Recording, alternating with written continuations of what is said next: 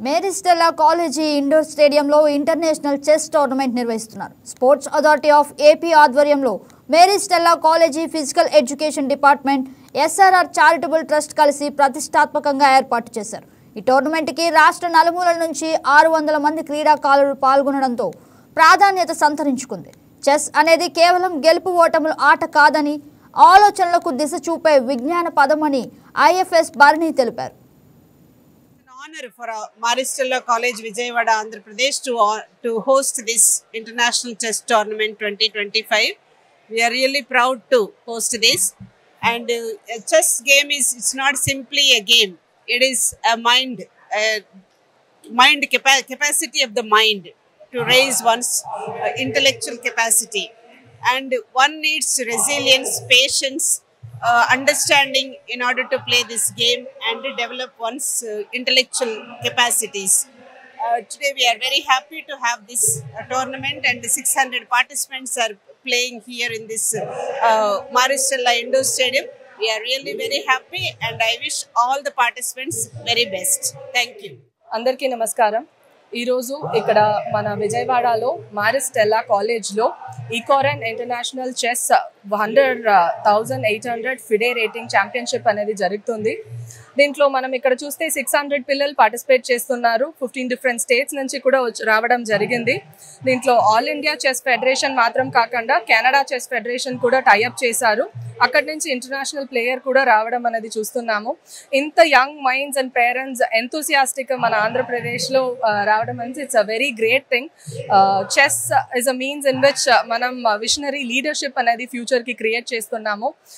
ఇప్పుడు ఈ పార్టిసిపేషన్ మాత్రం కాకుండా ఈ పార్టిసిపేషన్ చూసి ఇంకా చాలా మంది కూడా మన స్టేట్లో ఇన్స్పైర్ అయ్యి అచీవ్మెంట్స్ అనేది మన స్టేట్కి మాత్రం కాదు, మన ఇండియాకి కూడా ఇది పెద్ద అచీవ్మెంట్ లాగా తీసుకురావాలి.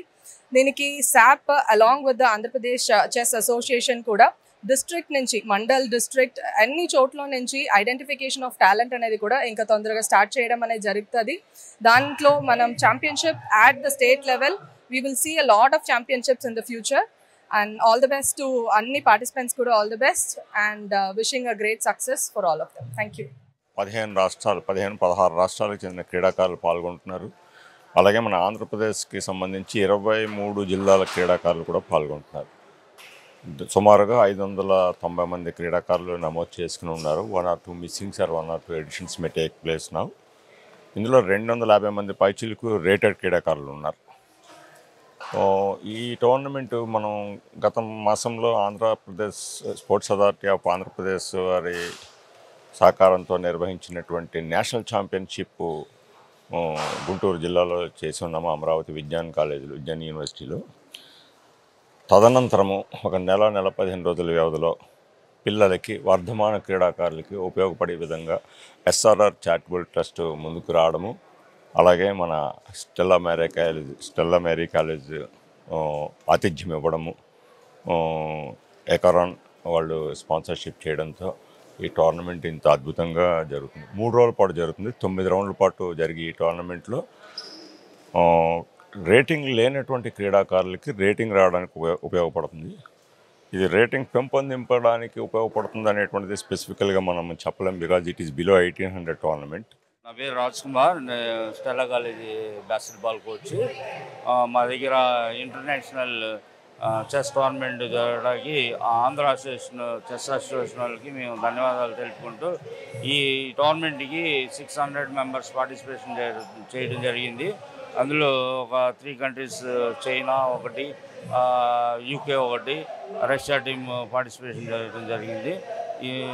మాకు చాలా హ్యాపీగా ఫీల్ అవుతున్నాం.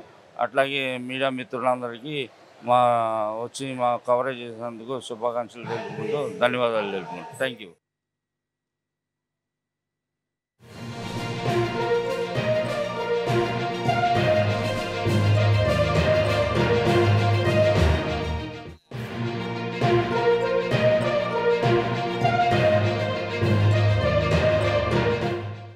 హాయ్ వ్యూయర్స్, ఈ వీడియో మీకు నచ్చినట్లయితే లైక్ కొట్టి షేర్ చేసి వైకే టీవీని సబ్స్క్రైబ్ చేసుకోండి.